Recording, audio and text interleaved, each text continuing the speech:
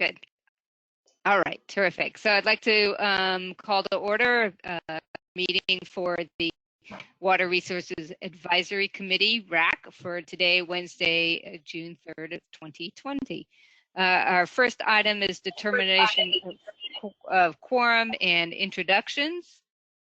And then we also have some kind of guidelines in terms of how we're doing our online meetings. So first and foremost, please mute yourself unless you are speaking. Brendan, do you want to go over the protocol for establishing quorum and doing organizations? You're going to list a roll call, is that right? Yes, first I'm going to mute everyone and then I'll unmute you, Andy. So I'm going to do that first, just a moment.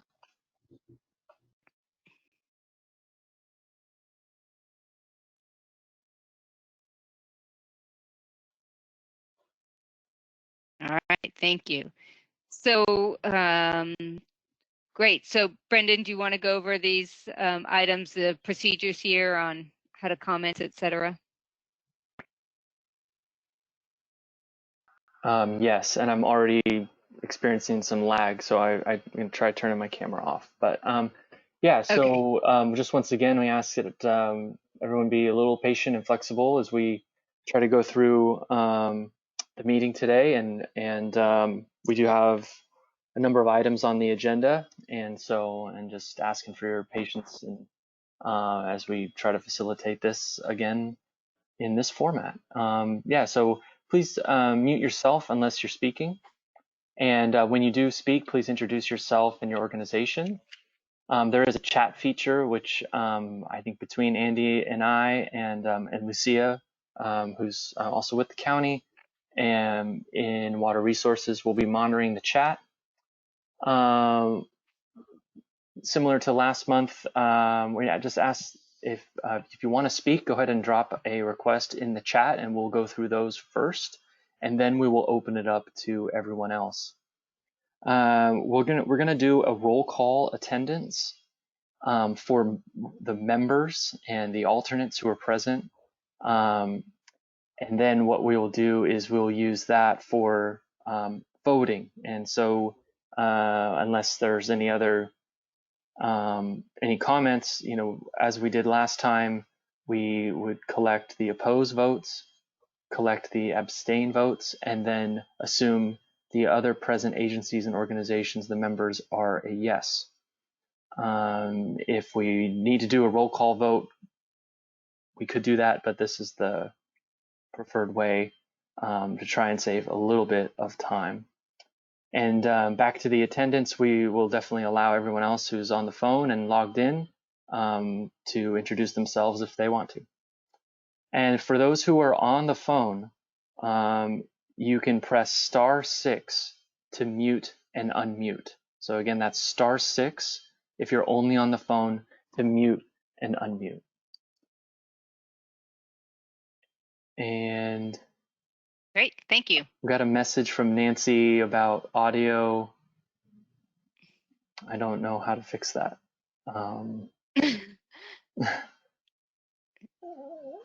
I'm not even sure what it means. I will reply to her to maybe try calling it. So. I can hear now. Thank you. I just came in a different way. Great, Eric. Welcome. Okay, and the other thing, while Brendan's getting ready to take the roll call, I just wanted to call your attention to a change in our order of the usual agenda. Because we do have such a thick agenda of important discussion items, we've put the ongoing updates towards the end of the meeting. That way, if we are running short on time, we've been able to address the most time-critical items. All right, Brendan, roll call. Okay, so District 1, Dennis, I saw you. Yes, present. District 2, I don't believe they're going to be here today. I heard from them both. District 3, Natalie. District 4, Jim? I'm here. Okay, great. District 5, Greg?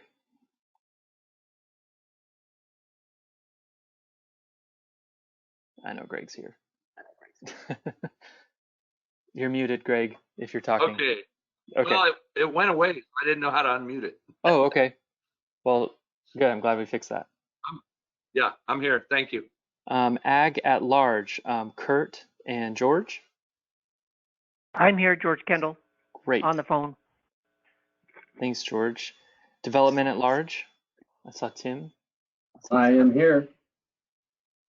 Environmental at large, Christine I'm here. and Eric and I am here and I can hear. David Shipping. I saw all three of you.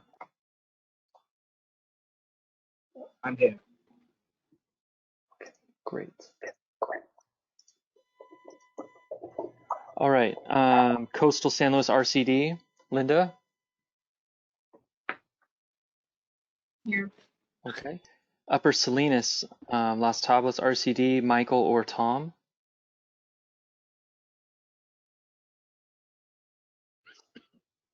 Okay, I didn't see them in the list. So, okay. All right, Atascadero Mutual. No. Okay, California Men's Colony. Camp Slow.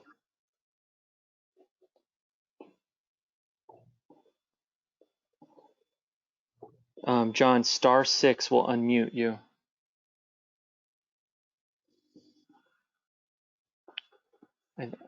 I'm here. Okay, great. And County Farm Bureau. Brent Burchett here. Thanks, Brent. Yeah, I will note that County Farm Bureau and Cambria CSD had membership updates approved in the last month. So Brent is now an alternate member for the Farm Bureau. Golden State Water. Okay, Shandon San Juan.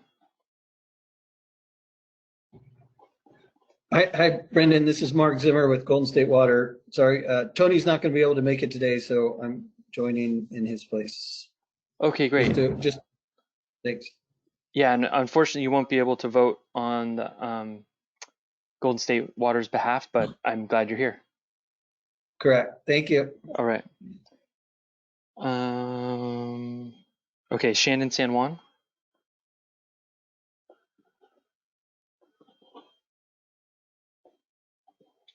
I thought I saw Steve. You might be muted, Steve. *6 on the phone.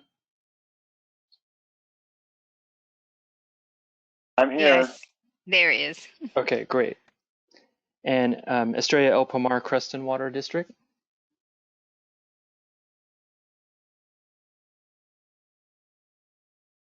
I see Hillary logged in. It's *6 if you're on the phone to mute and unmute.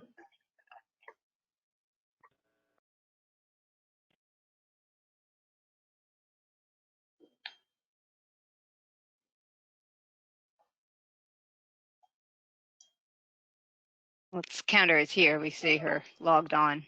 Okay, I'm okay with that. Let's see, City of AG. Okay, she's connecting to audio. Great. Yeah, I see that too. City of Atascadero.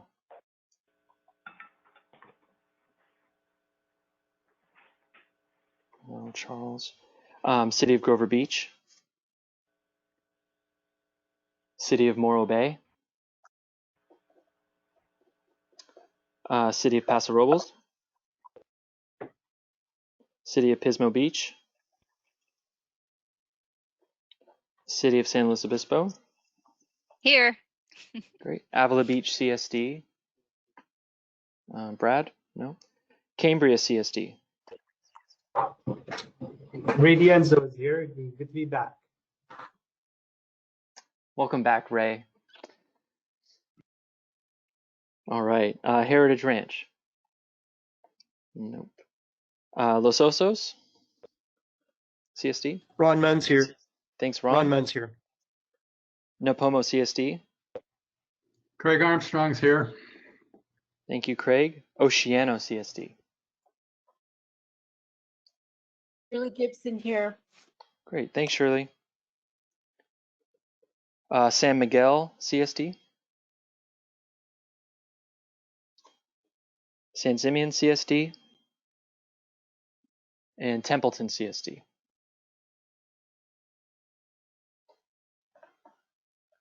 Jeff, you might be muted.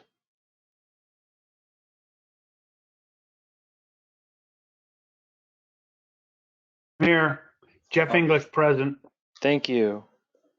All right, that Andy, looks I got like 18. I had 19 with Jeff. Did I overcount?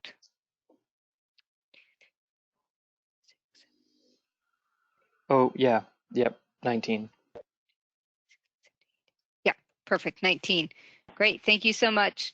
Are there any others who were not voting members but would like to introduce themselves or say hi? You can unmute and hopefully this will be or tame. Or just you can say hi in the chat.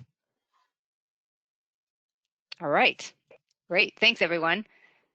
So unless we're required by bylaws to do a roll call vote, we're going to go ahead.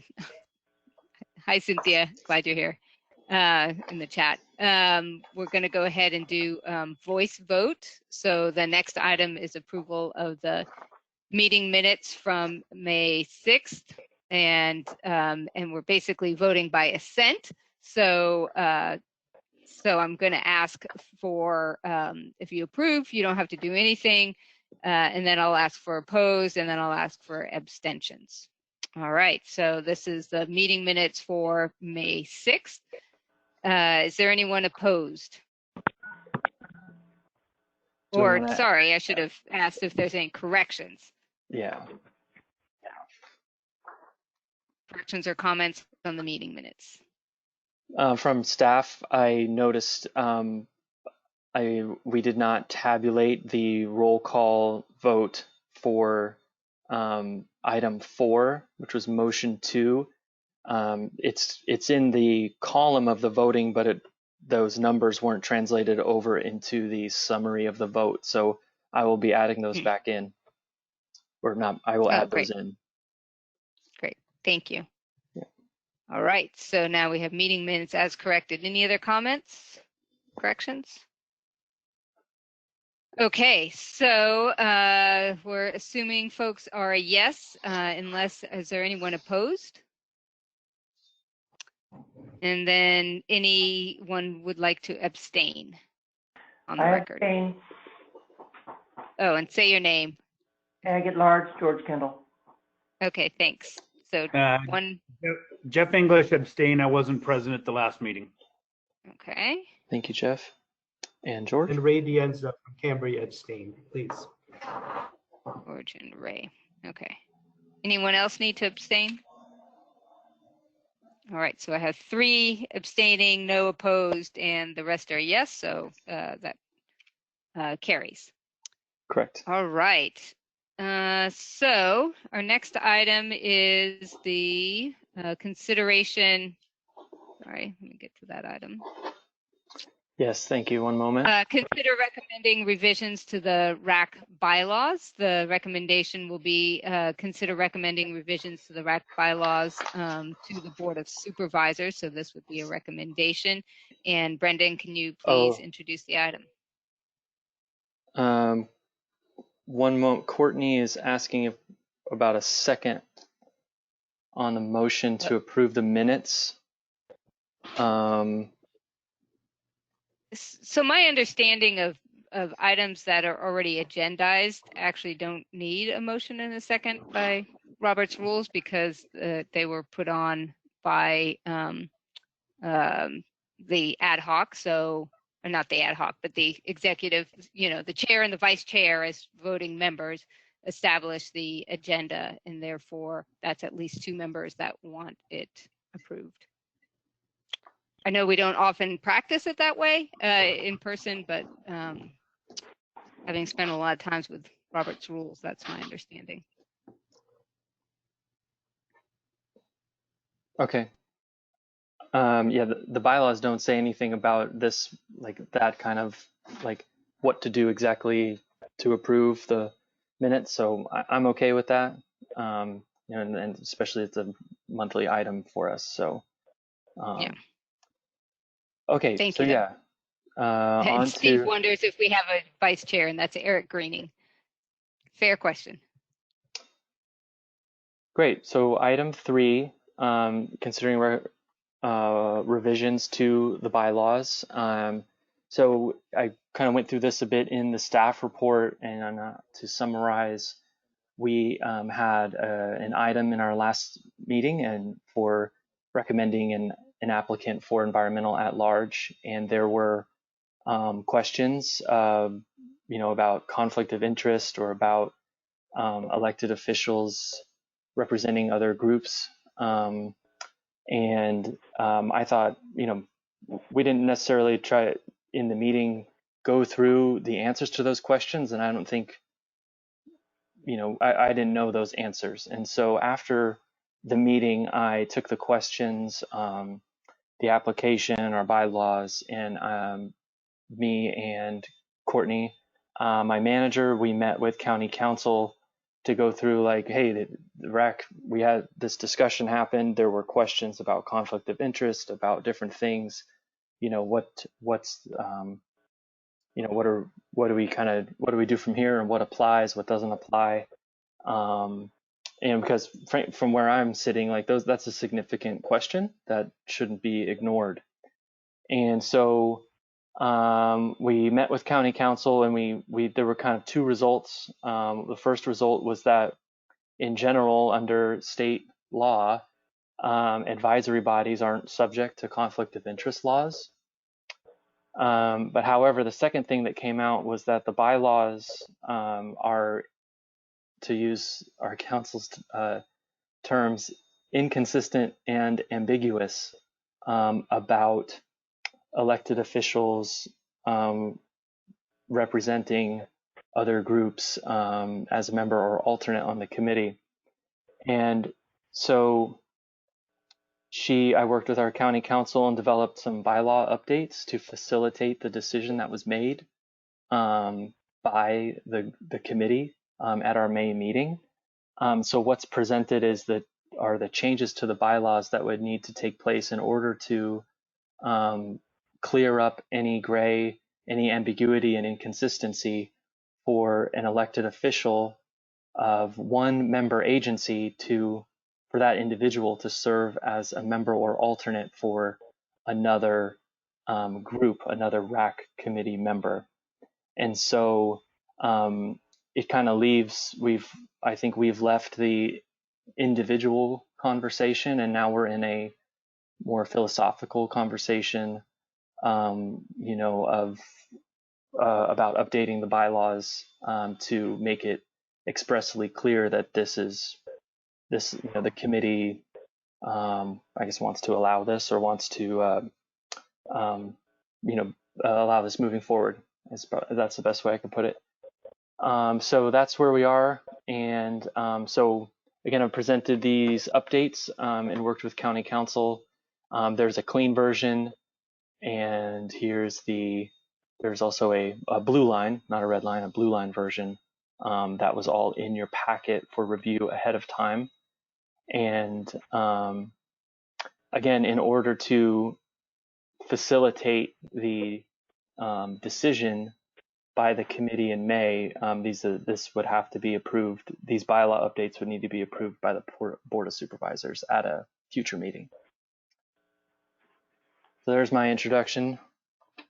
Thank you. Thank you very much. So in other words, this is some cleanup of the bylaws in order to clarify. We actually had the discussion, the philosophical discussion last time in being able to say that somebody can be on a board for something else and still serve in a different role, in this case, from Oceano CSD, that Cynthia could serve in the role of environmental at large, in this case as an alternate. So last month we recommended Cynthia for that role.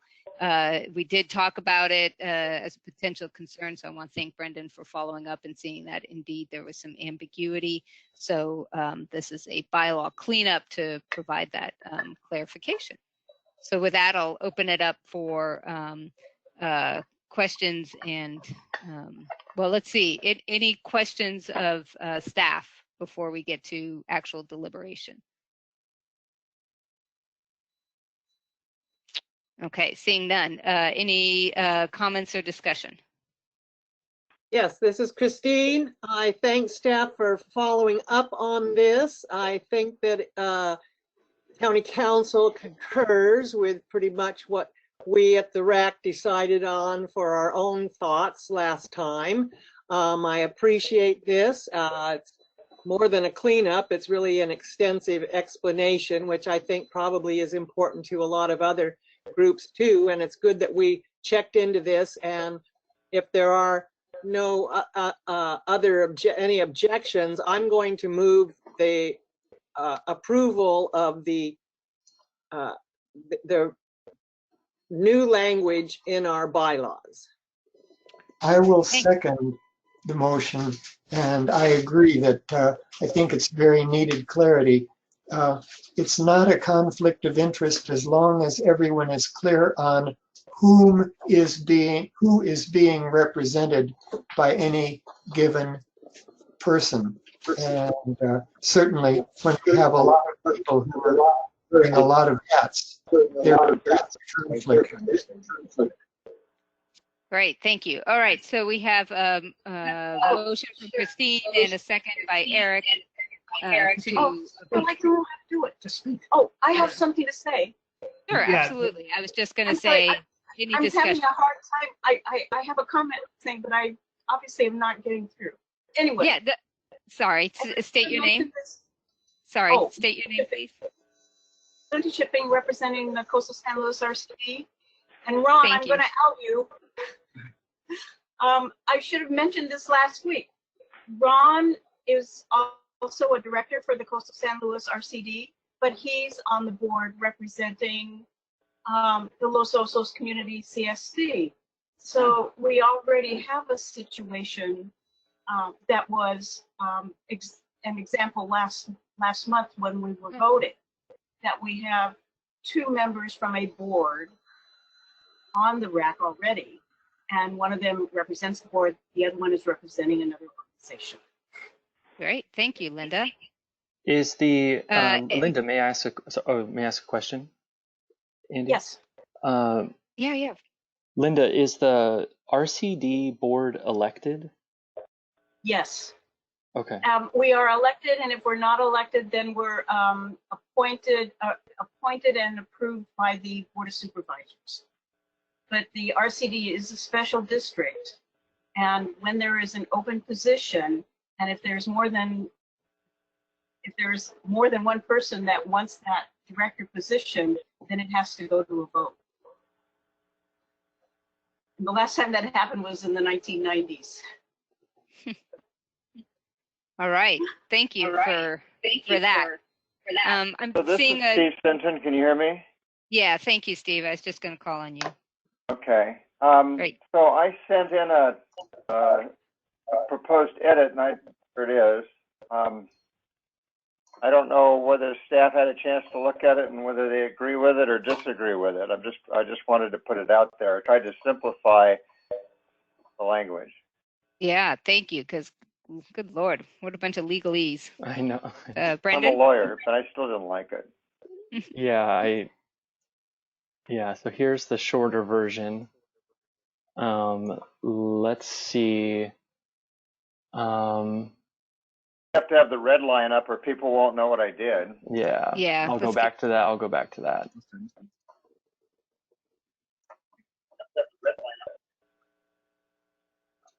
Yeah, it seems to be saying the same thing with more clarity. Is that all right, Brendan, or do we need to run that by someone? I don't believe that we need, Courtney can correct me, I don't believe we need to have the bylaws like county council doesn't sign them. I think she provided her take on how to make it so me as staff or anyone in my position could take an application of an elected official for another member and be able to say staff recommends to the board that this be approved. So I think I do think Steve gets the same point across. It's just maybe not as legally.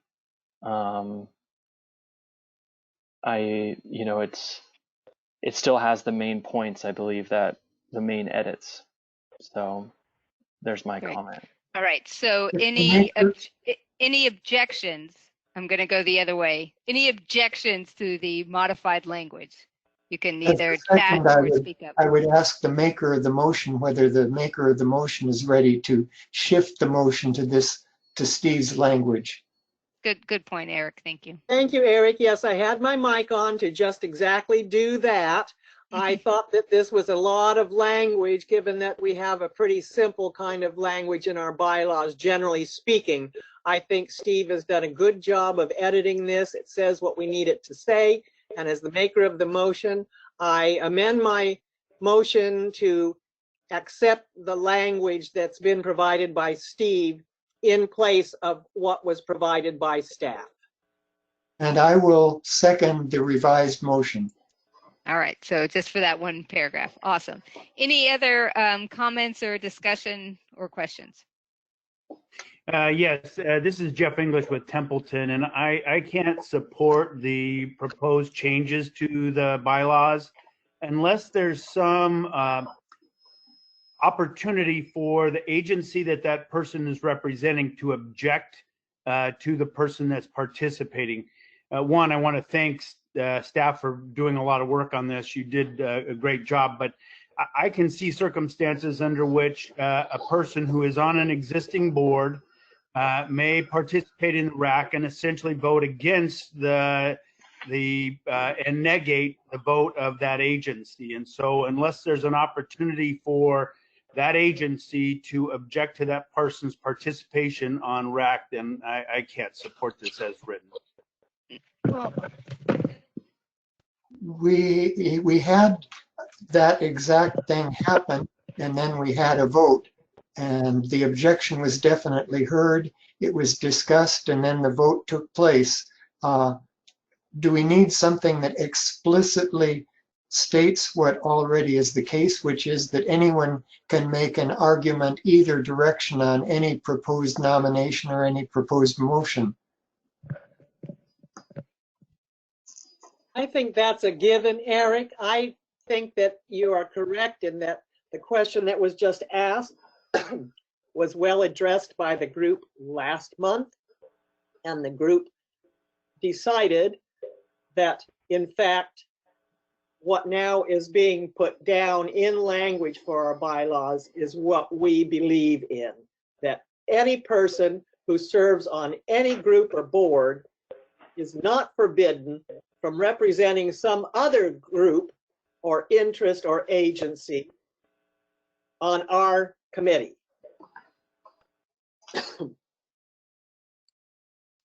Thank you, Jeff, for your comments and for the response from that. Anyone else have comments before we get to a vote? Yeah, I do, Andy. Sorry, was that Greg? No, Tim. Tim. Oh, hey, Tim. So, notwithstanding the language change, I don't think anybody is trying to undermine what we did last meeting by any stretch. I think we're all in agreement with what we did.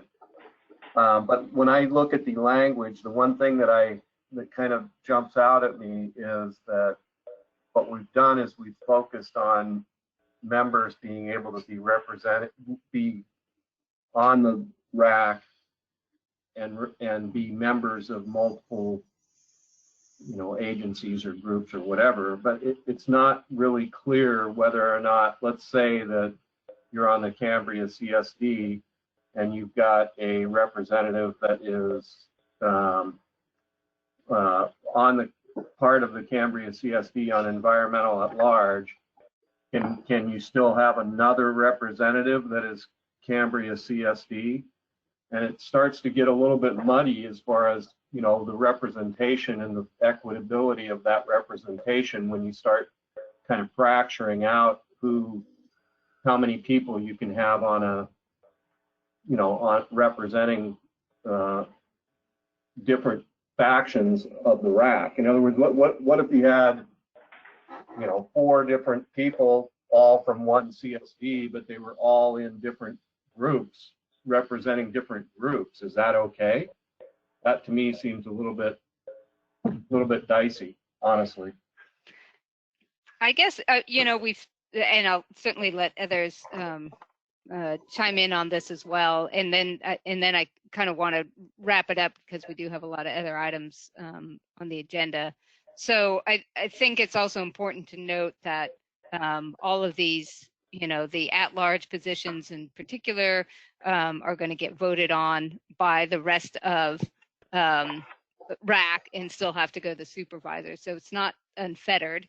And of course, the other boards, they would recommend. So everybody does get an opportunity to voice their objection or concern, as was done last month. So, and then I think leaving it to the WRAC to be able to, and eventually the Board of Supervisors to discern with all of the feedback that they're receiving. So I feel like for me, I feel like there's a good safety net already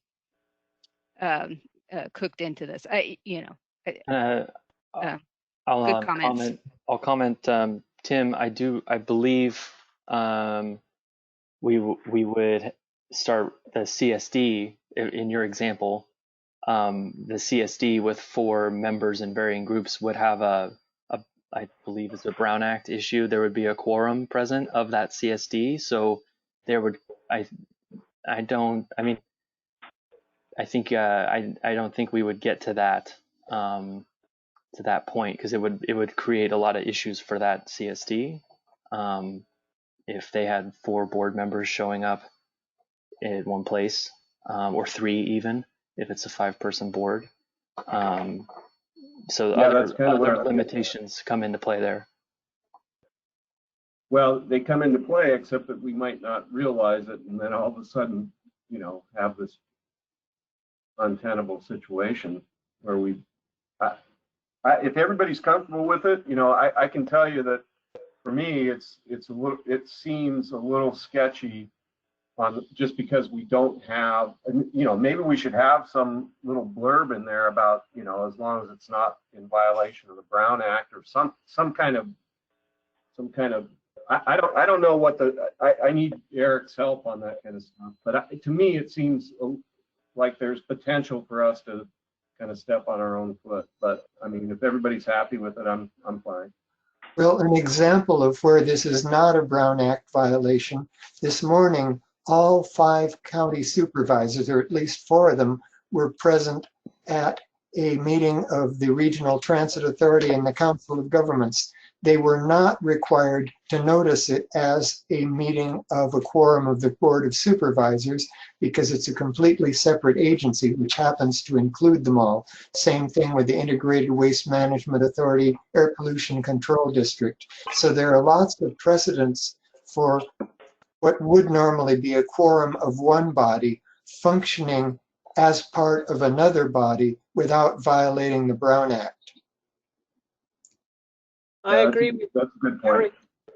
I agree with Eric too that some years ago the city attorney in San Luis Obispo said it's not a Brown Act violation for people to be together. It's a Brown Act violation when people attempt to come to a concerted conclusion, his words, of more than a quorum of the people.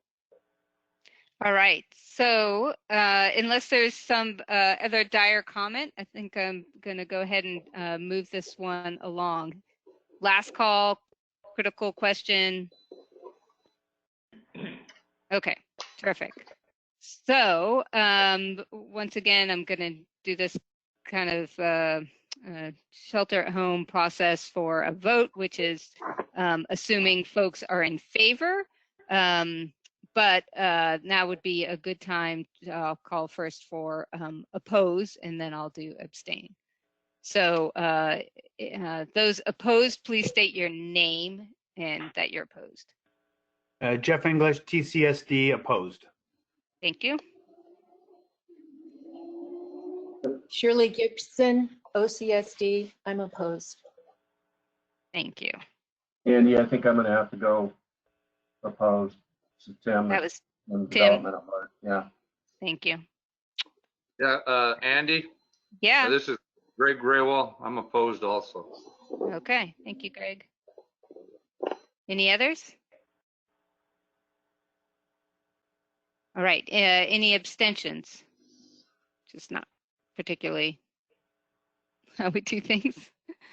All right. So assuming that we have 19, so then we have 15 in support and 4 in opposition. So the motion carries.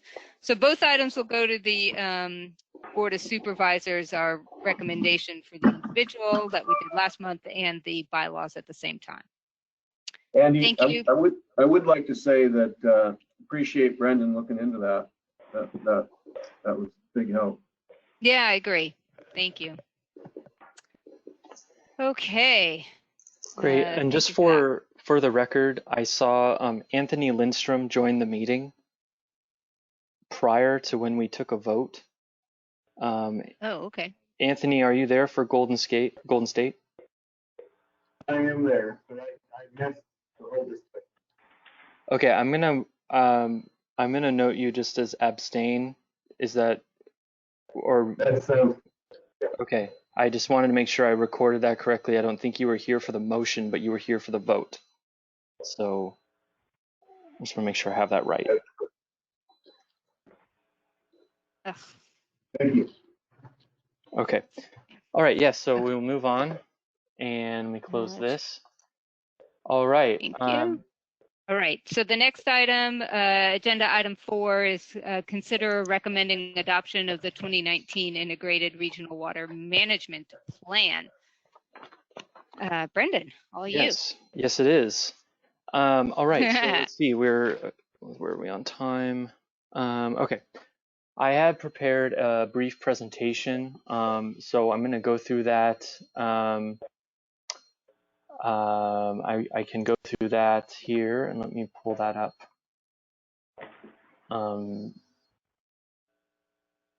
Start from the beginning. Oh.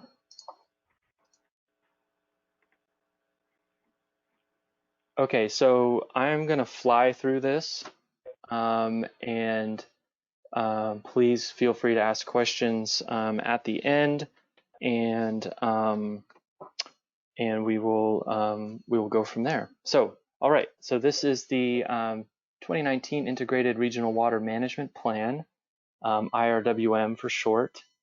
And for those who've been with WRAC for some time, you know, we supply monthly updates to you guys about the program. So much of this you might know, but as a refresher, IRWM plays various roles in the county. It is a county-wide program. It documents water-related information, efforts, identifies opportunities to address needs. And when we say needs, I mean water supply, water quality, groundwater, watershed, flood control, and communication needs. It crosses watershed political boundaries. It facilitates eligibility for grants, and now not just IRWM grants, but Stormwater Resources Plan grants as well. And it is a planning effort. It is not regulatory. So it is a volunteer program. Being a part of the program or even adopting the plan doesn't commit you to anything really from the state. However, accepting a grant from the state, you know, does commit you to certain deliverables and certain things and timelines. So it's been 5 years since our last update, and where are we at? We are now up to 29 member agencies. And again, these agencies have some statutory right to water supply, water quality, ecosystem, watershed, groundwater, flood control. And in this time, we've maintained eligibility for 2 grants, and we've received 4 grants and also received 1 draft award. So that's 7 total grants. And the 4 grants that we've received are listed here, and there are also a little more detail in the ongoing update section.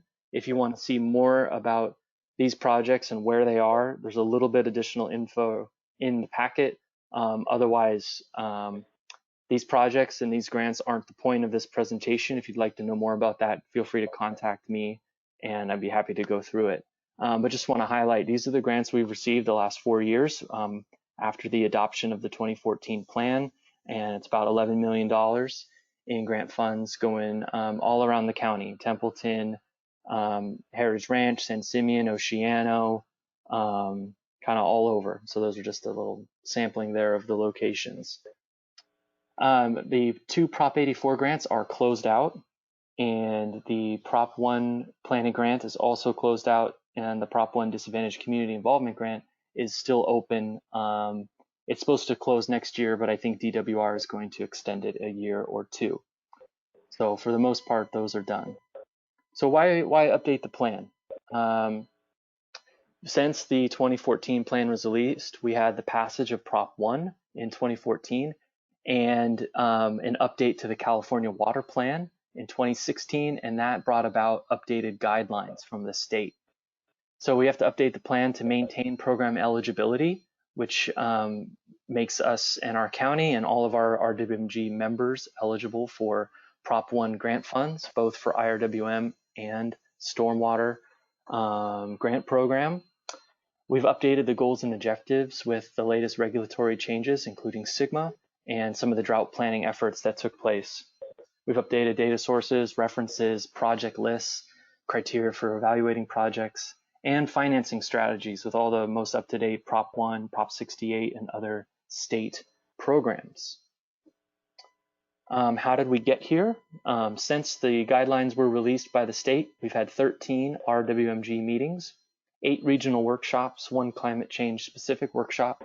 We had an admin draft reviewed by the RWMG, 2 public comment periods, 1 by us and 1 by the state, as well as a public draft presentation, and in addition, monthly updates for this committee, the WRAC. This is a list of the sections in the plan, and the sections that are highlighted in yellow are the ones that the ones that went through the biggest updates.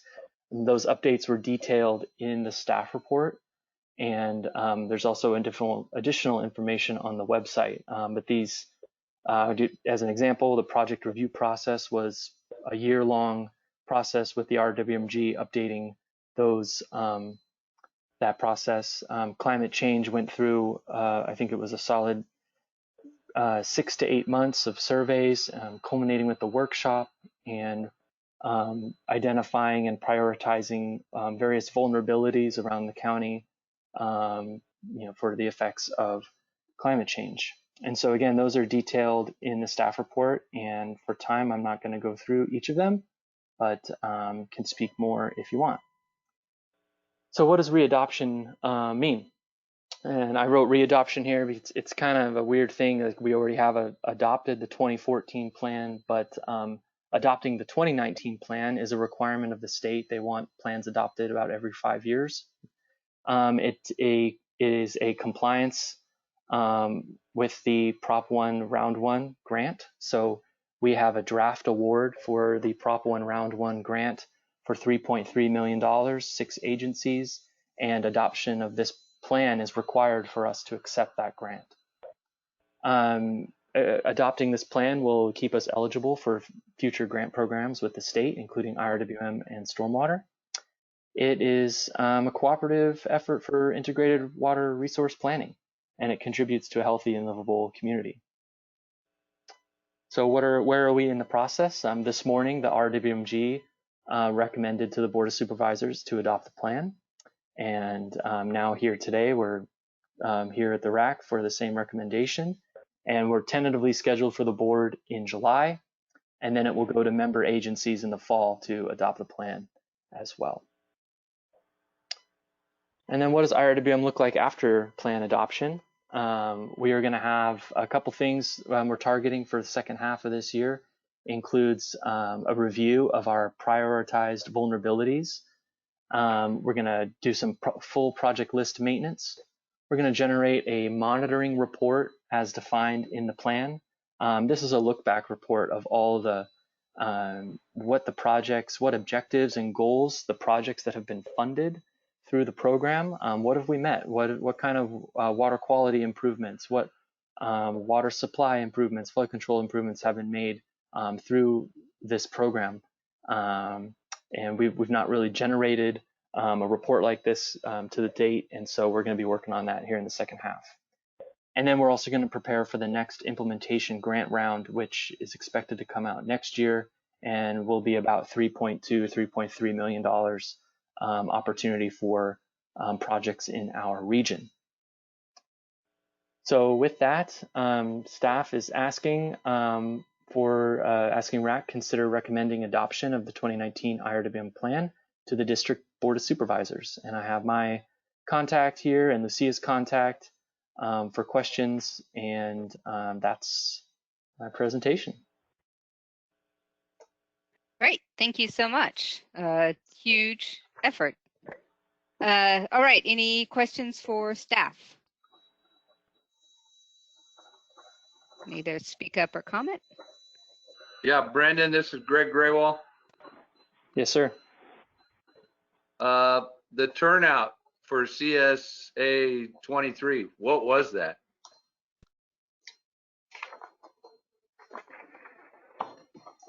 There was an emergency intertie that was put between CSA 23 Santa Margarita and Atascadero Mutual and Garden Farms it was done during the drought, and it was for emergency use only. And that's, yeah, so there's a pipeline there with valves that can be turned on in a drought emergency for Santa Margarita. Right. Thank you. I knew about the intertie. The word turnout is what confused me. Oh, sure. Thank you. Thanks. Oh, one last thing. Oh, sure. The newer plan for 219, obviously, I guess we don't have anything in the works yet, but is this going to involve the stuff that we've been talking about, or I've been talking about the money that's available for well monitoring and stormwater capture and land subsidence that the DWR will give us? Well monitoring, I don't believe so, unless those guidelines require a connection to IRWM. Stormwater capture, if seeking funding through the stormwater grant program, which we've been giving updates for, that requires a connection to the IRWM plan, which we have made. So the stormwater resources plan is the governance of it comes under IRWM. So there's a connection there. And for the other one you said, land subsidence, I believe similar to the well monitoring, if DWR is going to require a connection to IRWM, then yes. However, I don't believe that they've done that. So for the most part, this is independent of that.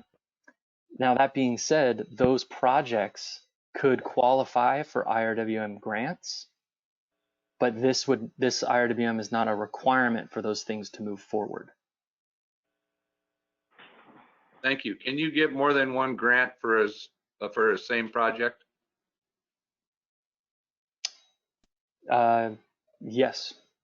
I think in short, if the RWMG recommended that project for duplicate funding and the board approved that application, we don't apply for any grants without approval of the board, then the answer would be yes. Thank you. All right. Any other questions or going on to deliberation, comments? All right. Seeing none, I'd entertain a motion.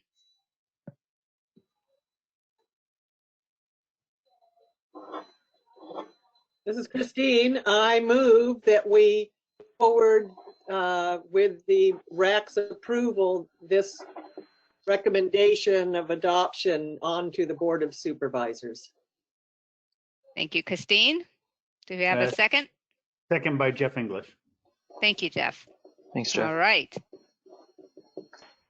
So we have a motion to recommend adoption and a second. Any further comments before the vote? All right.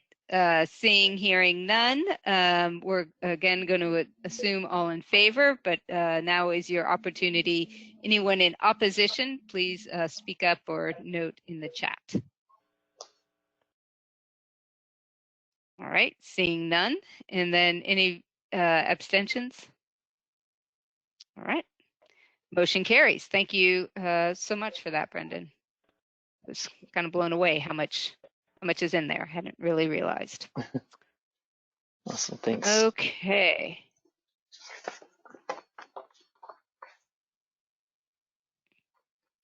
All right, it's going to take me a second to transition here. Yeah, me too.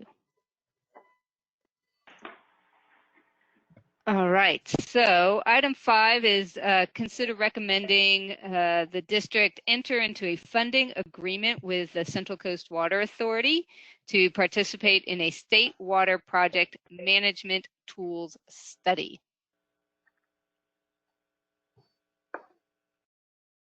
Take it away, Brendan. Pass to Courtney. Take it away, Courtney. All right, can everyone hear me? Yes.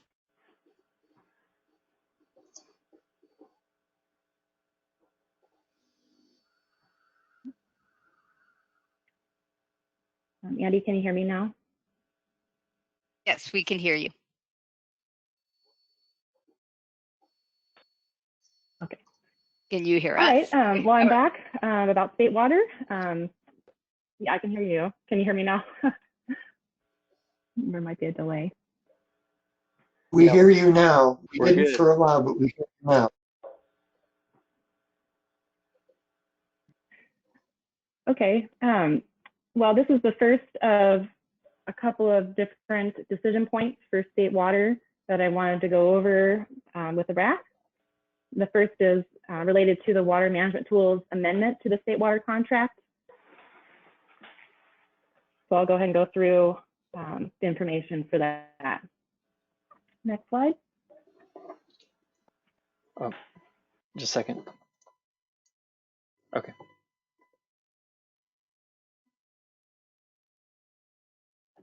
I'm going to go through why it's important to us and why we think the study is important, particularly to do it with BCWA, and how it relates to those other decisions that we went over in March.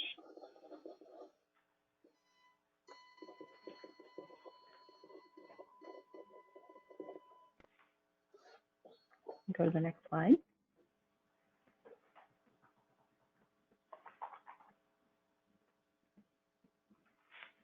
Courtney, there must be a delay for your video because the slides are advancing. So you can just keep talking and we're seeing the correct slide. Thank you. Okay, so under the current contract, there's limitations on the transfers and exchanges you can do with any water that you may have available in a given year. For example, under the current contract, you need to use the turn back pool for turning back or transferring any unused water, and it's at a pretty low rate, about $25 an acre foot. And you also can't transfer to another agency at San Luis Reservoir in the system. For example, we had negotiated with Central Coast Water Authority to exchange water with them for capacity in the pipeline to help get additional water to Zone 3, but that was not allowed. So with the new amendments, just next slide, please. there's more flexibility. The contractors were also frustrated with these limitations, so they negotiated with the state to propose some amendments. So with those amendments, you can transfer at San Luis Reservoir, and there will be a greater opportunity to do some of the programs that we had done before in a couple of other years. So assuming I'm on that slide, the opportunity for more frequent cost recovery opportunities. It happened in 08-09, and you could see the rate was closer to the market rate, $160 an acre foot. And then again in 2013 and 14, we were able to do those under drought emergency conditions only. So with these new amendments, we anticipate being able to do that in any given year, given availability of water. But we do it in a way that made sure we still made our subcontractors whole. So that's the importance of that amendment. And they're currently wrapping up the environmental review phase and the actual contract amendment language. And so we would anticipate taking that forward to our board when it's available. So on the next slide would be, why do we need to do a study on the amendment? We need some expertise on the state water contracts to help us understand any other opportunities that may be out there under these new amendments. We have a unique situation with Central Coast Water Authority and sharing the coastal branch. So we need to understand better what those opportunities are and work with them to negotiate through which ones would be mutually beneficial. And then having the documentation would be helpful if any of those solutions or opportunities we were to move forward on them, we'd have to go through the CEQA process, or if we needed a grant application for anything, it'd be good to have that documentation. So that's why we think the study would be important. Last time we talked about the capacity in the pipeline. So I put up another graphic from that study, various variations on a scenario 10 model. So anyway, this one just demonstrates the relationship between the Lopez turnout and the last turnout in Santa Barbara County.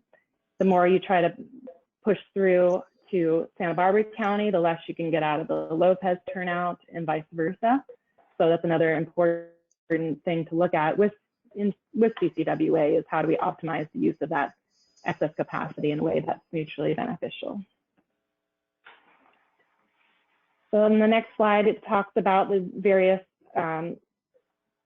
questions we want to ask the consultants and things we want to analyze. Another one to note is how to if there's any opportunities for south of Delta storage to help increase reliability for the communities that take that water. And we hope a lot of the analysis will help us with the other decisions that we're looking at in terms of the Delta project and the contract extension going forward. So on the 16th of June, that's when we would take the funding agreement to the board and are asking your support for moving forward on that study with CCWA.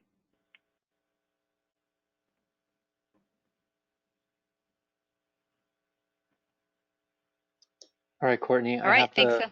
I have the recommendation slide up, just so you know. Great. Yes, that's it. And I'll take questions. So, okay, so here's the amount not to exceed 75,000. And is there a consultant in mind already, or is this an RFP process? It was an RFP process, so they're going through the negotiation process. But I think they're targeting their July board meeting, CCWA, to award a contract. Thank you. That answers part of my question. So we don't have any say in the selection of the contractor. It's a CCWA board decision, and our county doesn't have representation on the CCWA board. If we were not spending obviously we're all facing huge austerity budgets in every public agency.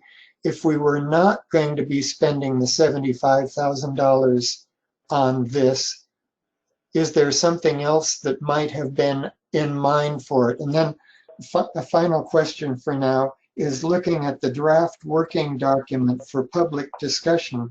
I see again and again wording like the DWR director shall have discretion to approve exceptions. The DWR director's decision will be final. Essentially an unelected state official under the resources agency. Studying, will this study include sort of the pros and cons of the political reach of our degree of influence or lack of influence over this process if we join it? Thank you. Sure. So the first part of the question, we included as part of the budget looking at resiliency strategies. So because the state water contract issue that came up, these amendments are coming up in a time frame that's not really in our control. It's here now. It kind of lined up with this opportunity to look at state water and its role as in terms of meeting the resiliency needs. So in addition to other opportunities that we're looking at, this one kind of came forward because of the timing with the proposed amendments that we, as a contractor need to address. So it's kind of addressing two roles that the flood control district has in terms of managing the contract amendment, but also trying to optimize any water supplies they may have available to us to meet needs locally. I don't know that it would address DWR's authority over the project itself. I think as the consultant looks through the different opportunities that might be out there to help address our needs, it would come up as one of the criteria. How likely or not is DWR to approve any exchange or transfer or storage option that might be of benefit to San Luis County? That'd be something to keep in mind as we're analyzing the different alternatives and their feasibility. In my opinion, that I think this is something we definitely should recommend. To me, it seems like if you're not at the table, then you don't have any say whatsoever. So if you're not involved in the negotiations or the amendments or how things are allocated from a water standpoint, then you're at their mercy. So I would say that there's no question that we should be involved, and it would be to the benefit, most likely, for the county. That's my. And for the record, that was Tim Walters. And for those who want to comment, be sure to state your name. Thank you. Any other questions? Andy, this is Greg Graywell. Hey, Greg, go ahead. Yeah, first off, I understand that you said that we're limited on transfers and exchanges. How much have we ever had to transfer and exchange or turn back? We have 10 subcontractors. We have a very small percent of the coastal branch. You also state in here that under storage in San Luis Reservoir and elsewhere, what are you considering elsewhere? And the benefit is only for the state water users. There's no benefit for the non-state water users, which is a majority, almost all of North County, except for 100 acre feet. And it's not our needs, it's the state water users' needs. So we're already paying a large amount of money for 25,000 acre feet of water that we've never received. We don't have anywhere to put it. When there is a lot of water, everybody's storing it in the same place.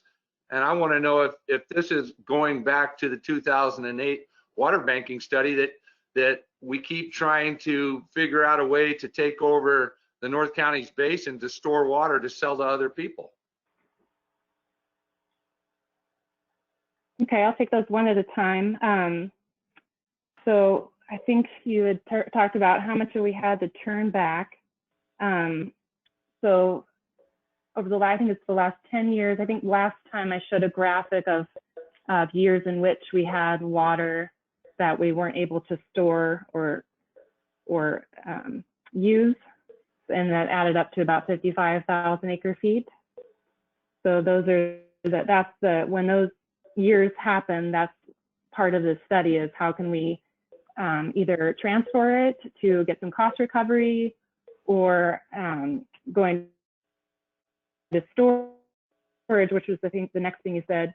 Are there other places to store the water other than San Luis Reservoir to help, address resiliency, as the hydrology changes or the environmental restrictions change.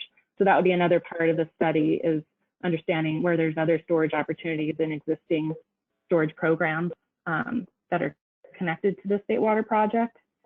And then in terms of benefits, again, looking not only at the subcontractors and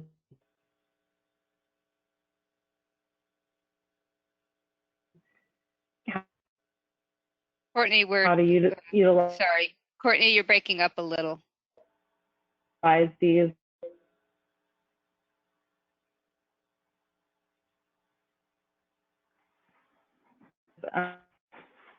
amendments, these tools for their needs, but also looking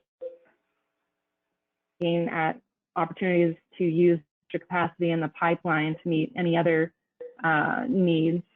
If there's agencies out there that would come forward with water needs.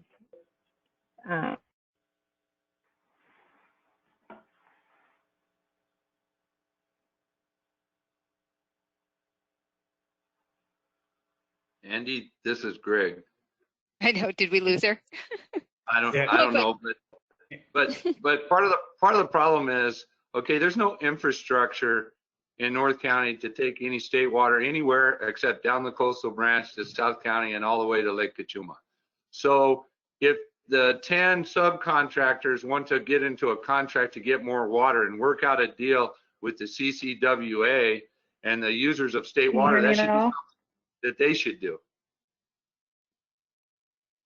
Yeah, Andy, Courtney, you back? Yeah, this is Jeff English with Templeton. Is the opportunity for me to speak now? I think Linda Chipping had a question, and then Greg, did you hear enough of Courtney's comment, or did you want something repeated? No, go ahead. Other Okay. people. Linda is asking, why are transfers between agencies currently not allowed at San Luis Reservoir storage? Courtney, I guess I would go to you.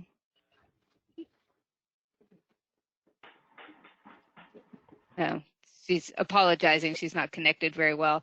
Brendan, do you happen to know that? Unfortunately, I do not. All right. And I'm not so going to guess. I think what we need to do in this case is determine, I think we probably have questions about the State Water Project and what the results would be, but our decision in front of us is, do we want to recommend the allocation of the $75,000 for the study? So are there any specific questions about that? Yes, I have a question. This is Christine. Okay, I would like to know from which pocket this money comes from. Is it the flood control district? Is it from the board's general fund? Is it from the WRAC budget? Where's our money? Where's the money going to come from? Yeah, fair question. Hopefully Courtney can either connect well enough or type in the answer. I think I can answer that one. Oh, okay, great. So and then I'm I'll back. call on you. Sorry. Okay, and then we'll do Shirley, and then sorry, Jeff, I didn't circle back to you.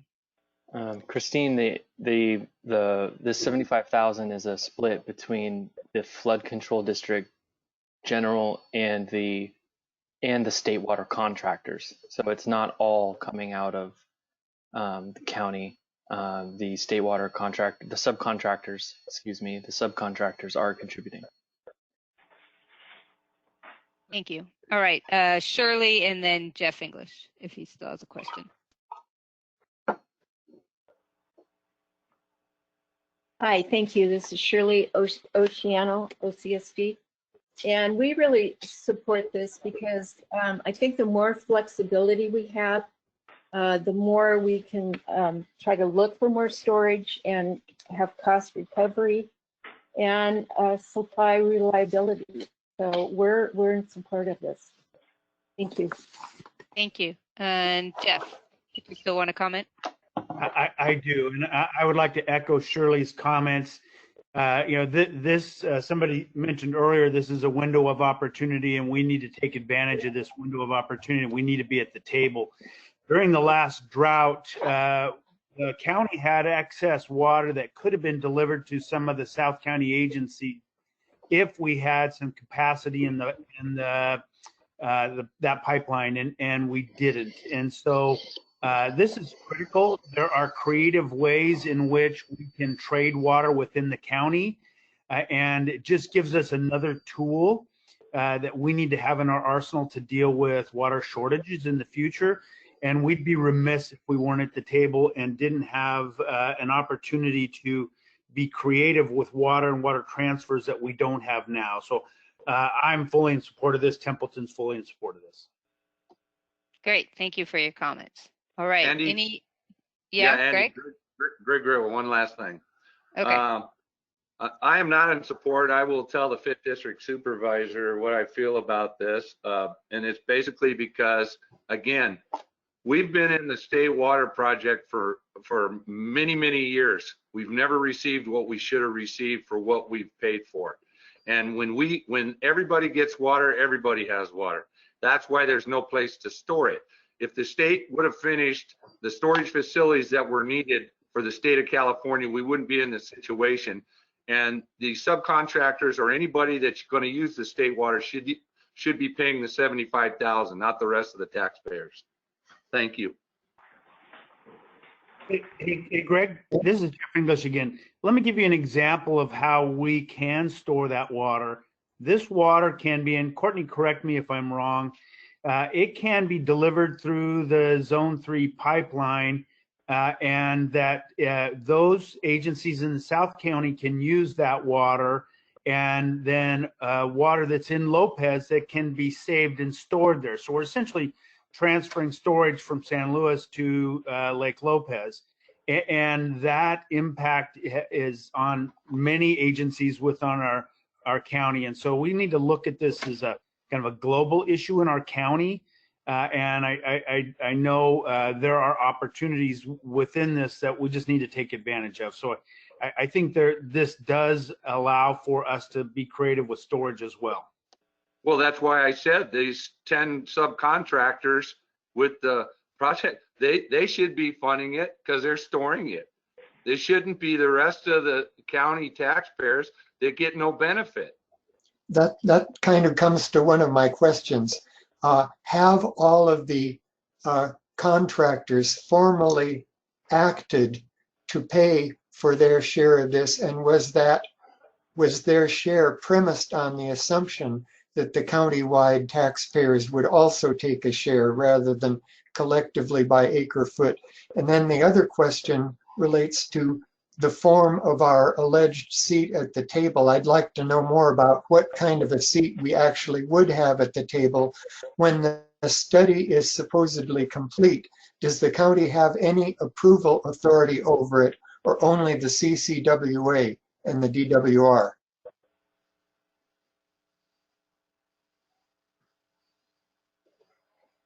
Courtney, are you able to respond? Well, it was, There you go. if you can hear me, I'm My connection. in and out a little bit. Sorry? We can hear you now. Okay, I lost my connection briefly, saying it's back on, but I don't know if it is. I don't see any pictures, so. I had a question as far as the split on the funding. between the Okay, so So I'm hearing two questions. Was that Dennis who was asking that second one about the funding, the split of the funding? Yeah, there we go. Okay, so Courtney, it sounds like we have a couple of questions about both what's the split of the funding and what does that mean in terms of having a seat at the table? we met with the subcontractors last week, and and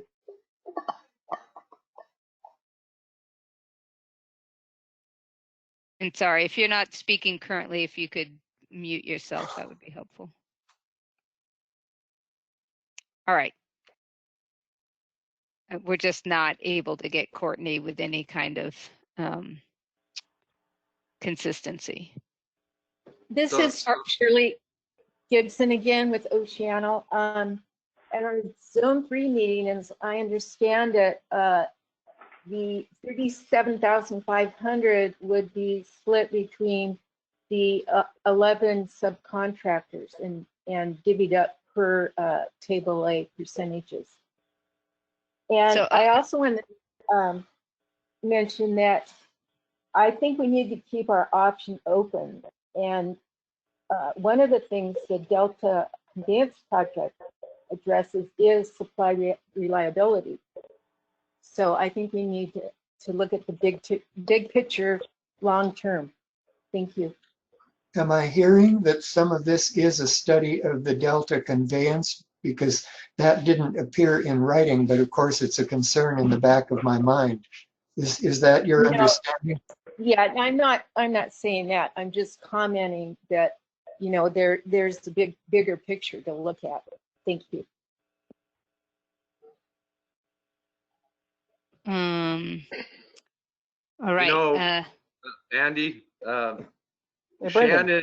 Shannon has 100 acre-feet of state water for a turnout in North County and at CSA 16, and the county is the contractor. The rest of the subcontractors are in South County.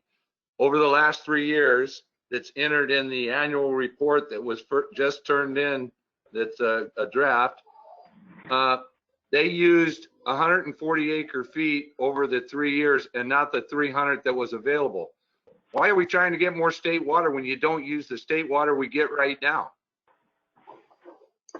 All right, so I'm still trying to move towards a vote. I'm understanding that we have, again, some mixed assessments of this. For me, I am supportive. I feel that regional water resilience is worth a relatively minor investment for the county as a whole, but I certainly respect other positions as well. And I'd like to go ahead and Andy, I'll make a motion. thank you. Who is that? That's me, Tim. Thank you. So motion by Tim. Do we have a second? Craig Armstrong, seconds.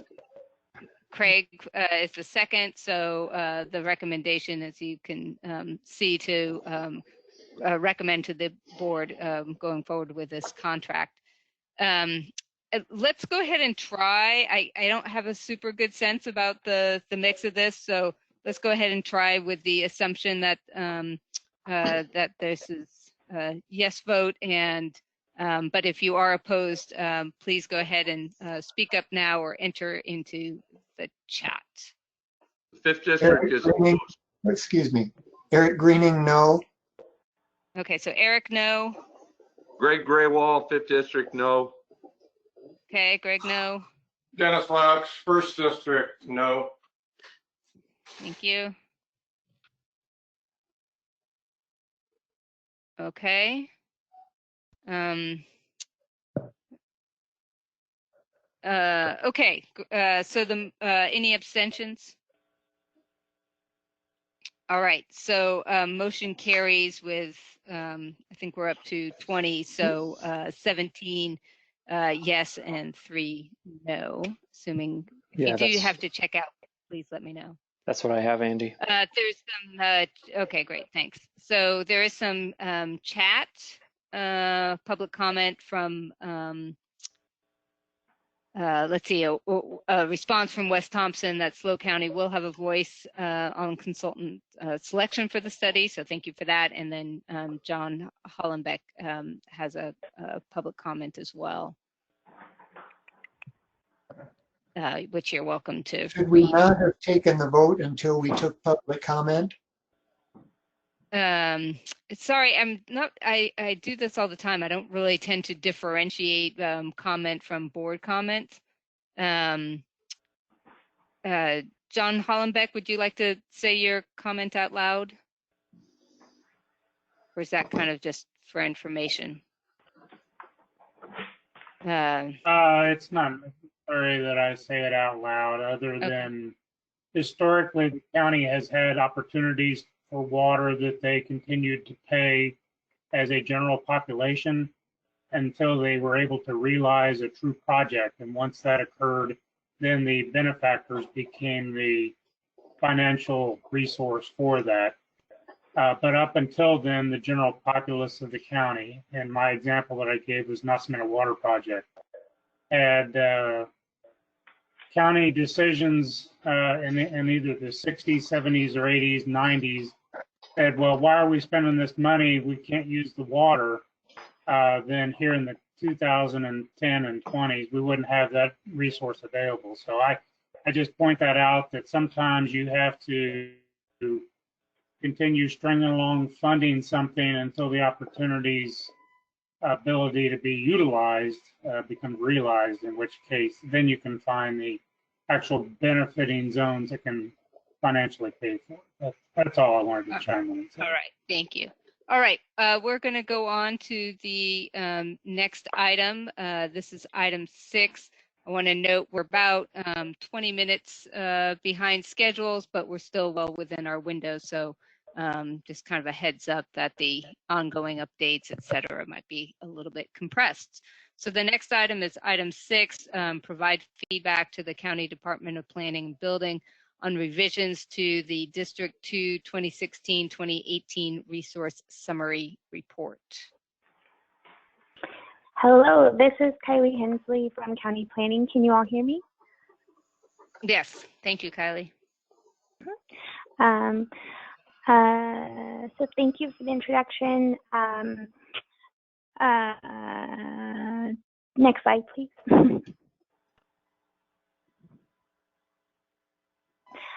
So I'll start with some background.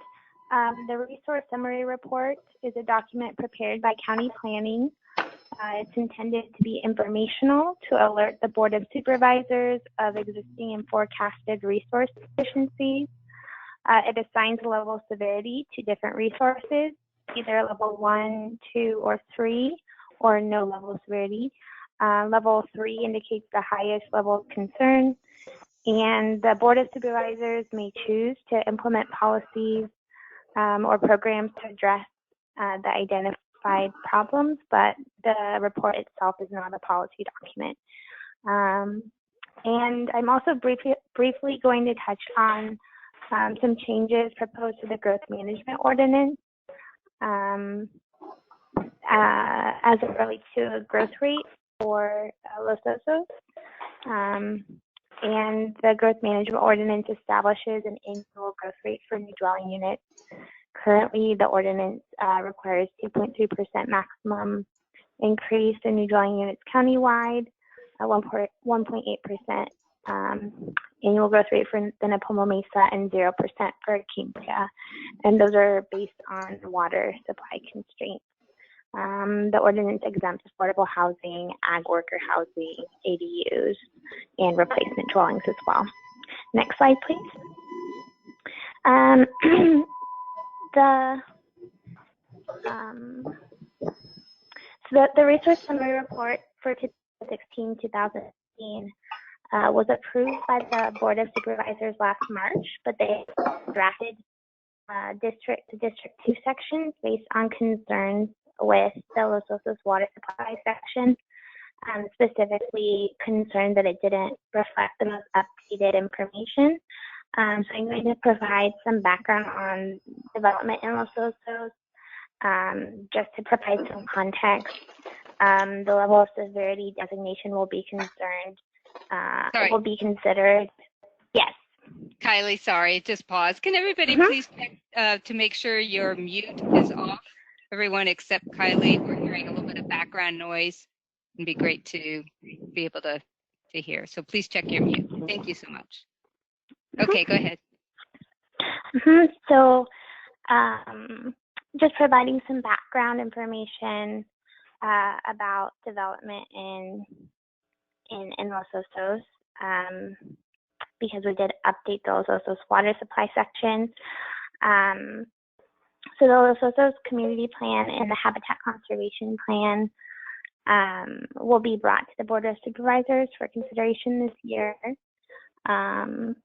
There's a wait list for new development in Los Osos. Vacant lots in the sewer service area have not been able to apply for construction permits since the 90s. There's currently a wait list maintained by county planning to there's currently requests for 215 single-family units and 30 multifamily units on the wait list. And once the community plan and the habitat conservation plan are adopted, those vacant lots would be allowed to build unless other restrictions were put in place. So the draft community plan requires that an annual growth rate be established as codified in the growth management ordinance for new residential development in the Los Osos urban area, and specifies that the growth rate needs to be based on the available water supply as assessed in the most recent resource summary report and annual reporting for the Basin Management Committee for Los Osos. And the tentative hearing dates for considering the growth rate for Los Osos are July 7th to introduce the amendment, and then August 18th to consider the amendment for adoption. Next slide. Next slide, please. Oh, thank you.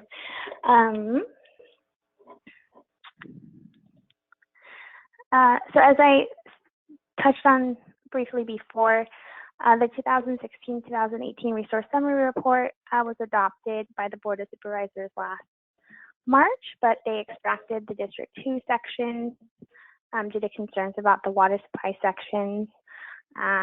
So tentatively on July 7th, the county planning will submit a revised version of the report with a few water demand and supply estimates for District 2 to update some of the forecasts for the ag and rural water demand for Cayucas and San Simeon, and to update the Los Osos water supply section to reflect the most recent annual reporting data for Los Osos. So going through those revisions, the revised RSR includes just an updated footnote in the water supply sections for San Simeon, Cambria, Cayucas. This is actually not in Los Osos. Agricultural and rural demand and supply have a high margin of error. And just explaining how the forecasted numbers were calculated based on linear regression using estimates from the 2012 Master Water Report and the 2014 IRWM. For the old water planning areas that have since been updated, I think that's where some of the confusion came from in the report. And the calculations are based on crop-specific water factors and data from the Ag Department from 2013. So just clarifying that those estimates are estimates with a high margin of error, and they're based on pretty outdated data. And the revised RSR also includes maps of the water service areas showing the old water planning area boundaries. So this is an example for Cambria. The map that was previously in the RSR just showed the water service area and then the groundwater basin boundary per Bulletin 118. Next slide. So the updated version adds in that 2014 water planning area to show that the estimates for ag and rural water use cover that entire area. So if they're very large values, that's why, it's for that entire water planning area. And next slide, please. We also found a few just calculation errors that we fixed for San Simeon and for Cayucas. Next slide. So you can see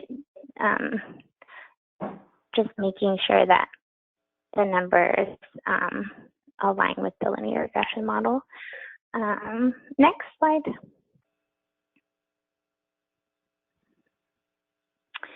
And the water supply section for Los Osos, we updated this section to be based on the boundary for the basin plan area for, as defined in the stipulated judgment for the Los Osos groundwater basin, prepared by the 3 water purveyors in the county. And just to give a brief overview, the groundwater basin is the sole water source. Groundwater was contaminated with nitrate from septic systems, and the lower aquifer was experiencing seawater intrusion, or is experiencing seawater intrusion. And the construction of the treatment plant for wastewater reduced the number of septic systems and removed that point source, or lowered that point source of nitrate contamination. And the basin plan prepared for the groundwater basin recommends 6 programs for immediate implementation to halt and reverse seawater intrusion, to meet existing demand and allow for marginal development. I spoke with the Basin Management Committee charged with implementing this plan earlier this week. We're in discussion about, just to clarify, that understanding that the 6 programs allow for marginal development. So that's kind of under consideration. And the monitoring data shows that the seawater intrusion front in the basin has retreated from the 2016 position and moved closer to the coast. Next slide.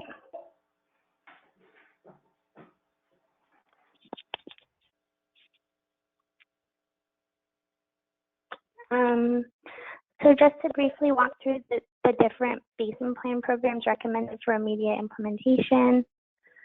There's a monitoring program that's currently in place and ongoing, an efficiency program that requires properties to be retrofitted to hook up to the sewage system that's almost complete.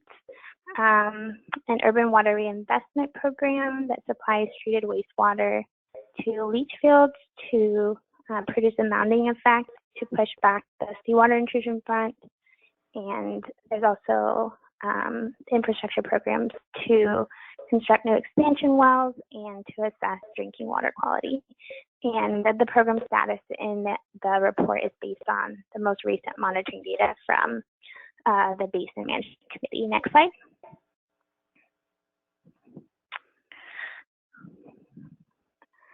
The Basin Plan also recommends programs that could be completed to accommodate build-out as identified in the community plan.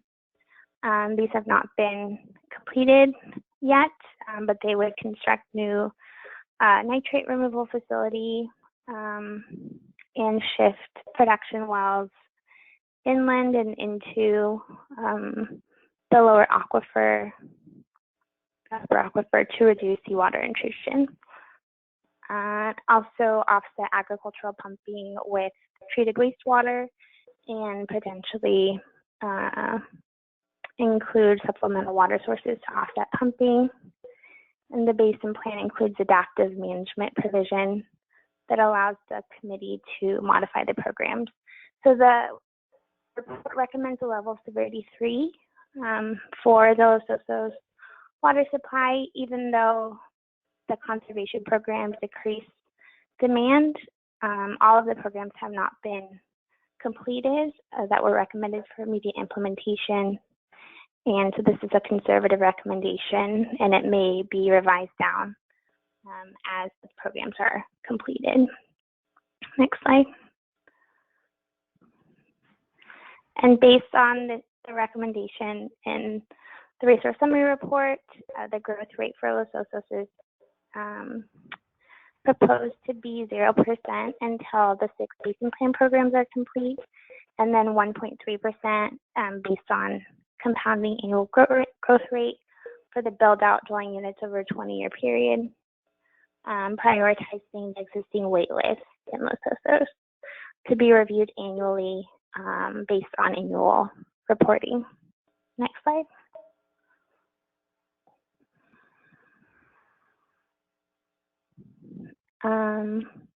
That growth rate would allow approximately 82 new dwelling units per year for 5 years,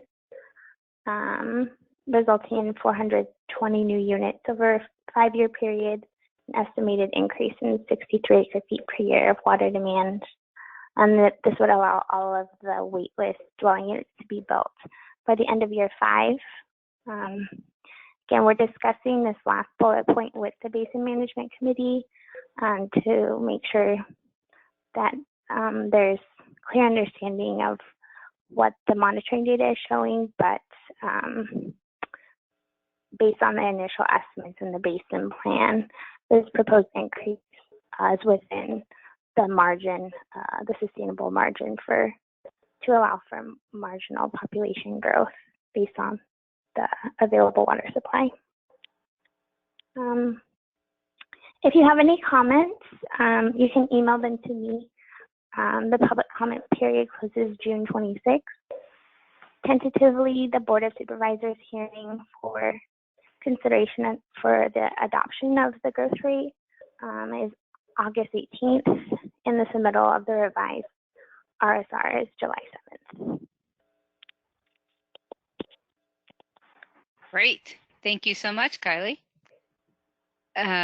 Okay, so the WRAC as a body does not need to come to consensus. This was, folks are welcome to submit online comments by June 26th individually. But since we have Kylie here in a few minutes, if there are questions or comments that folks do want to make, now's your opportunity. Kylie, Dennis Laux, how many monitoring wells or how many monitoring stations for the wells in District 2 do you have?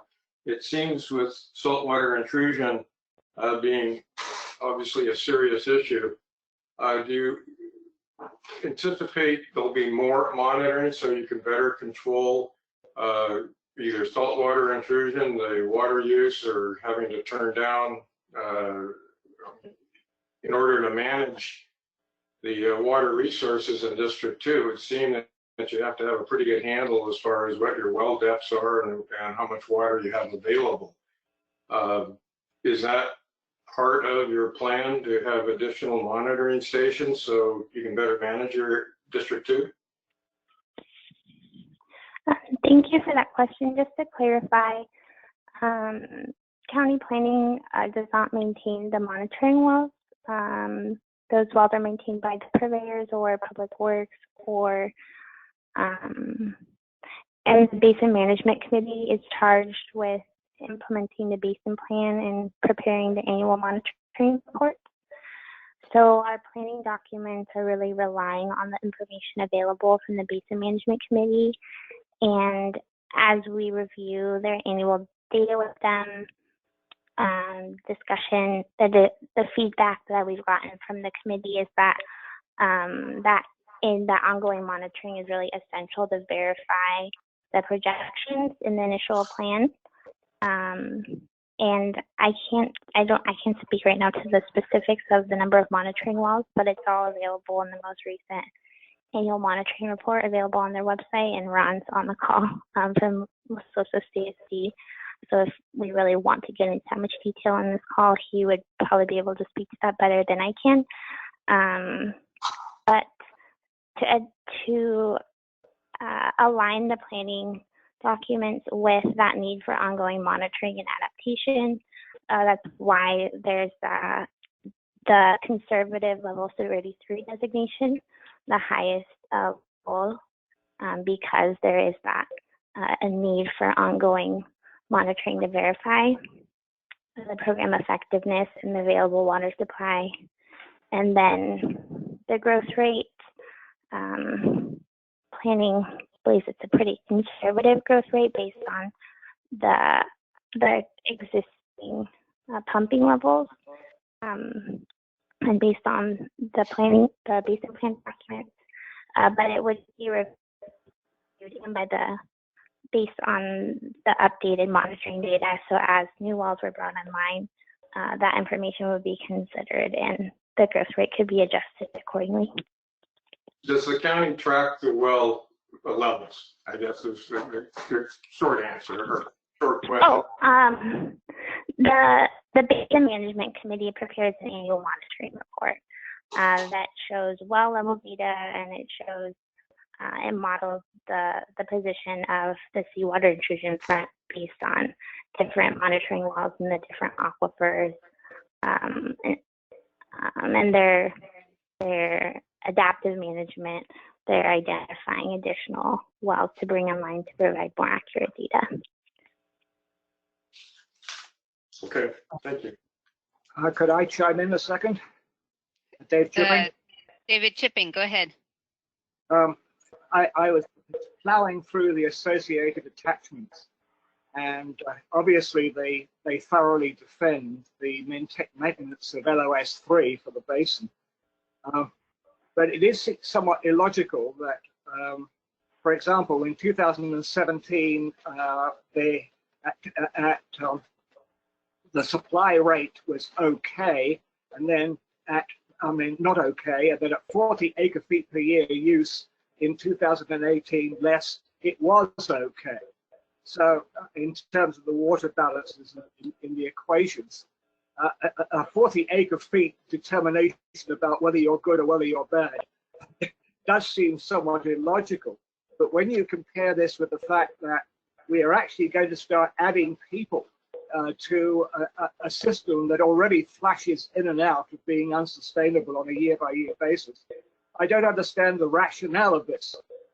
Obviously, the system also mentions groundwater mounding in the Broderson site, which gives you some reason to believe that the existing hydrologic model is not working optimally. And there are issues in regard to how various numbers are calculated by the committee. For example, rural residential seems to flash up and down in the amount of demand it has, and suddenly takes a reduction into the future. And I don't understand how that's justified, but I wouldn't want to go into that here. But the other thing was that in allowing this additional growth, which will push you farther and farther into the hole, the calculations are rather strange. It seems that we're going to be adding 82 houses a year at 12 acre-feet per year use for those 82 houses. And that comes out to 133 gallons per day per house. When you realize the average use in California is at 85 gallons per day per household, that's assuming then use by less than 2 people in those houses. So obviously these are issues which we should bring up later in comments on the document. But there's a few things in here that really don't make sense to me when you read the fine print. Thank you. Thank you. I know that we're running out of time, Andy. May I respond briefly, or would you like to move on and have me follow up with David offline? No, you can go ahead and respond. We have 2 more minutes. Okay.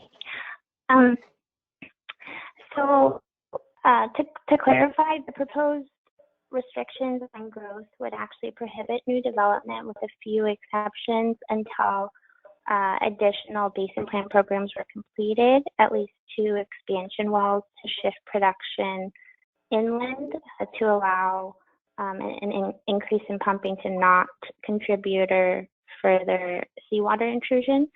So the projected supply is estimated to increase from its current levels based on completion of those additional programs. And then the water usage data, the average daily use of 150 gallons data provided by LSOC for 2019 for their average single family connection, how much water they use. And it makes sense that their usage rates would be much lower than the state average because there's been so much work to retrofit existing residences within most of those. Every single property that hooked up to the sewer system was required to retrofit before connecting. So there has been a consistent trend in total groundwater production decreasing. The basin plan was adopted in 2015.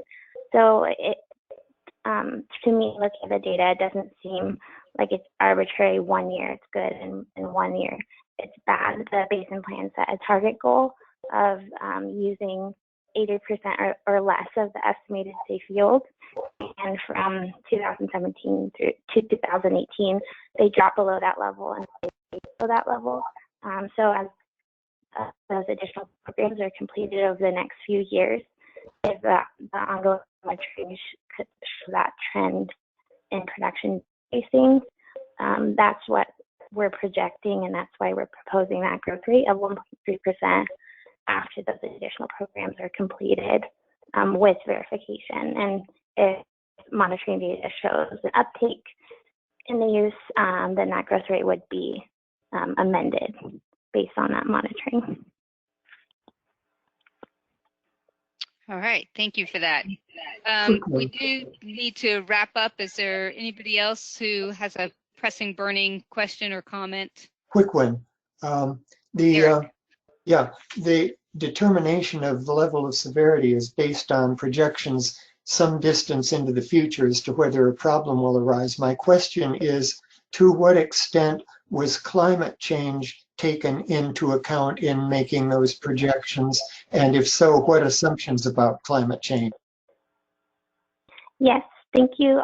Just briefly, there is a paragraph about climate change considerations in the resource summary report, summarizing studies that were prepared by a geologist consultant for the committee in completing the basin plan.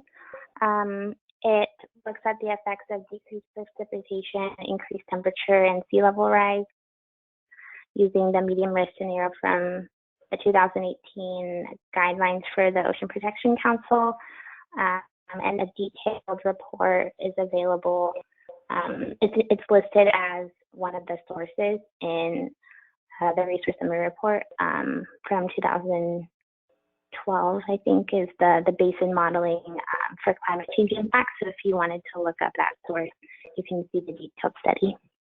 And it showed that if the basin plan programs needed for build out were implemented by 2040, the planning horizon for the community plan build out, it would increase the basin yield sufficiently enough to provide enough buffer for projected climate change impacts, and that buffer is the 80% or less of sustainable yield being used. Thank you. Andy, Greg Graywall. Okay, Greg, is it quick? Yeah, just a comment. I don't need an answer. Okay. I don't care how many units they're building. The problem isn't the amount of units, because this number of water isn't going to add up. It matters how many people are living in those units. People use water. Units don't use water. Thank you. Right. But of course, we have no control over how many people are in a unit. So it's the best metric we can use. But I agree with that philosophically. The basin plan also looked at projected increase in demand based on population. So the basin plan is based on population, and is these estimates are the basin plan is based on population. Thank you, Kylie. All right, so we're going to close that item. Please do feel free to comment directly if you have additional feedback. All right. So we just have 5 minutes to kind of wrap up these last few items. Ongoing updates is in the packet, but we can pause for a moment here. Does anybody, I'm not going to go through it line by line, but does anybody have anything in the ongoing updates that they'd like to comment on or pose a question? Yes, Dennis Louts, District 1. Thank you, Dennis. Go ahead. On the 118 boundary maps, I noticed that the Galbraith property was to be taken out, which was fine, but they've added some several properties along Lake Nacimiento Road, which had never been in the Paso Robles Basin before. Now it is. I'm hearing from a majority of the property owners in there that they do not want to be part of the Paso Robles Basin. They don't understand why they're now in it. So that question comes up. That area there, by what I've heard, is fractured rock and it's not part of the basin. So I would like to know why they're now in it when they should not be, according to those residents. And from what I can see from older maps, they never were in there to begin with. So the other issue that I've been hearing about is that they were not notified that they were going to be included in the Paso Robles Basin. So my question for that is there a notification process that takes place to notify property owners when they're included in the basin? That is brewing with many unhappy property owners on Lake Road. Okay. Is there a staff response to Dennis's question, or should he reach out to Paso Basin folks directly? Anyone concerned with the updates to the Paso Basin boundary, the ordinance amendments can contact me. This is Kylie. You can use my email on the previous slide. All affected property owners were sent letters last week, and I believe that property owners along Lake Nacimiento Road have already emailed me, and it's on my to-do list to follow up with them. So they were only notified last week, did you say? You're breaking up a little bit, Kylie, just so I understand. Yes, the letters were sent out last Wednesday, and then the Planning Commission hearing is scheduled for June 11th, and then the board hearing would be in August. Is there a particular reason why they are now included when they were not previously? So the intention was to update the boundary to be consistent with the boundary used in the GSP. So if they weren't included in the groundwater sustainability plan and the Bulletin 118 boundary for DWR, then they shouldn't be included in this update. So I'll clarify that with Public Works and follow up with them. All right. So is there a possibility that they can be taken out of this, or is this cast in stone? No, it still needs to go through the hearing process, and I'll respond to all comments received. All right, thank you. Thank you. Michael Borman has an update. Thank you. One update that on June 10th at 3:30, the city and the county are teaming up to do a digital Sigma workshop. So we're going to try to conduct a workshop compliant with all of the existing coronavirus concerns. I would just urge anyone who lives within the basin to attend. And if you live within the city of San Luis Obispo, please do attend. We've had lower attendance from folks within the city, but the decisions that we make as a part of Sigma are going to impact future use of groundwater rates, and then potentially, we're trying to correct issues where the use of groundwater may have an impact on streams and wetlands. So I think there are things that everyone can kind of get behind and want to provide input on. So once again, that's June 10th at 3:30, and you can find all the info at slowwaterbasin.com. Thanks. Thank you. Yeah, it'll be virtual but interactive. Eric, did you have something? Yes, question on item F. Toward the end, it says staff continues to monitor negotiations between contractors and the state regarding the Delta conveyance facility and will return to the RAC and the board when appropriate. Do we know when that's likely to happen? And would the RAC need to meet during the summer to be heard on this before the board decides? This is Courtney. Can you hear me? Yes, Courtney, thank you. Okay. The contractors and the state finished negotiating the agreement in principle with the Delta project. The last thing to do is for there's a table in there that indicates who's participating or not. We haven't received any notice yet on when that question will be asked, but when we find out the timing, it would be at that time we'd coordinate with the chair on any needs for a special meeting. Great, thank you. Because we're certainly open to, we do want to make sure that we are involved as needed. All right, I cut it a little bit too close here. I'd like to, we're required to have public comment available for items not on the agenda, so I apologize. We're not quite done, but we won't have the final item about future agenda items. Is there any public comment for items not on the agenda? Yes, Andy. Yep, Greg? Greg Raywell. Hey, couple things. First thing is, I watched the November 5th, 2019, item 46, Board of Supervisors meeting where building and planning were given their orders, I'll call them orders, by the supervisors on what they wanted. And what was done, and with these letters coming out now that the supervisors didn't even know that were being sent out, is not what they directed staff to do. The next thing is on May 15th was the final date for turning in what happened in the GSP over the Paso Basin. So public comment that the state wanted.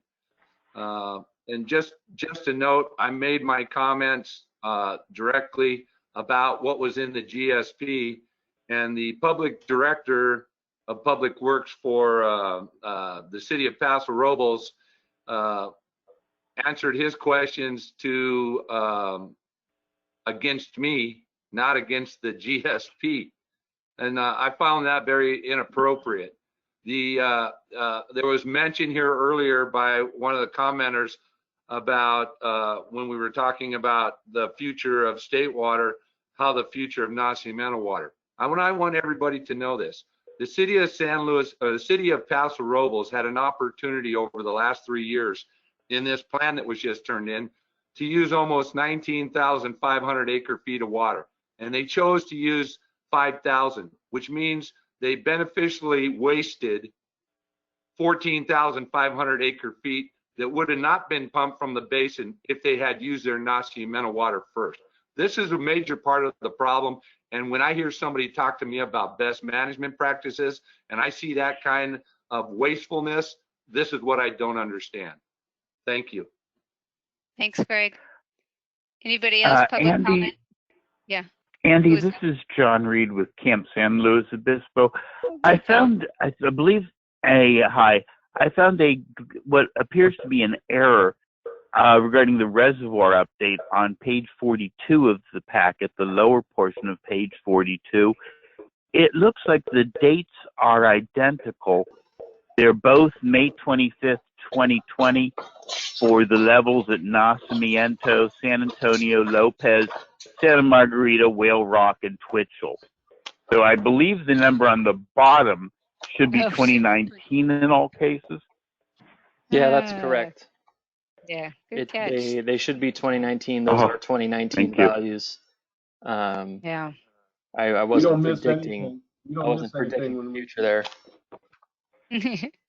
Good one. Good catch. All right. Thank you. Anything else, anyone? All right.